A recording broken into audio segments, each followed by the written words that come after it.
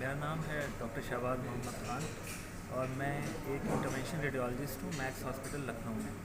तो बेसिकली आज हम लोग यहाँ पर इकट्ठा हुए और एक बहुत ही इम्पॉर्टेंट केस हमें डिस्कस करना था, जिसमें कि एक 60 वर्षीय पुरुष जो हमारे पास आए थे, जिनका नाम शहाबुद्दीन था।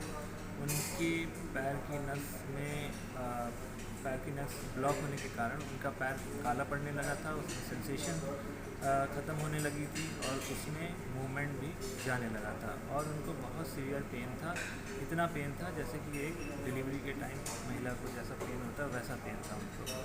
तो इस बीमारी को कहते हैं पेरिफेरल आर्टीरियल डिजीज़, और पेरिफेरल आर्टीरियल डिजीज़ में जब नस पूरी बंद हो जाती है तो ब्लड फ्लो इतना कम हो जाता है पैर का कि पैर काला पड़ने लगता है, यानी कि पैर डेड होने लगता है, जिसको गैंग्रीन कहते हैं। तो इसमें सबसे इम्पॉर्टेंट है कि टाइमली इंटरवीन करना, यानी टाइम से अगर ब्लड फ्लो दोबारा चालू हो जाता है या दोबारा रीस्टेब्लिश हो जाता है तो पैर को बचाया जा सकता है।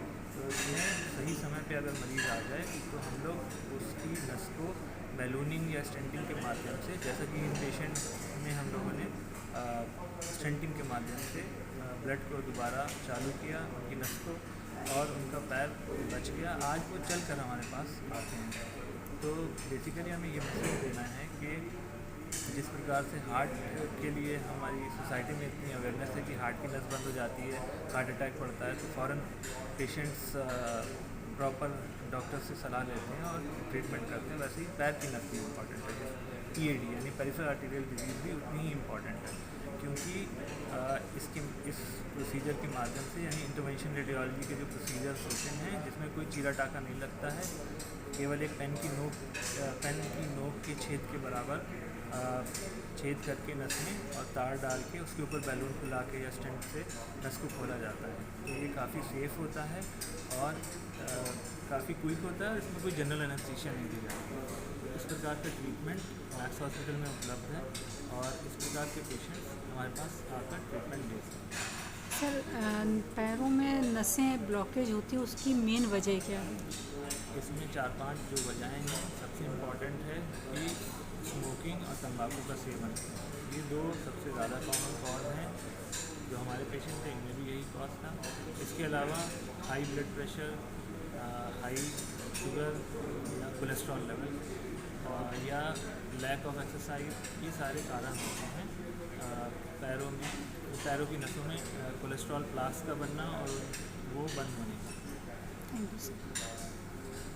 इसके बचाव के लिए सबसे इम्पॉर्टेंट है कि आप रेगुलर एक्सरसाइज करिए, ठीक है। मतलब आधे घंटे की एक्सरसाइज हफ्ते में कम से कम 5 दिन रेगुलर करना है।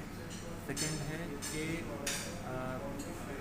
क्या कहते हैं, ब्लड प्रेशर को कंट्रोल रखना है, ब्लड शुगर को कंट्रोल रखना है।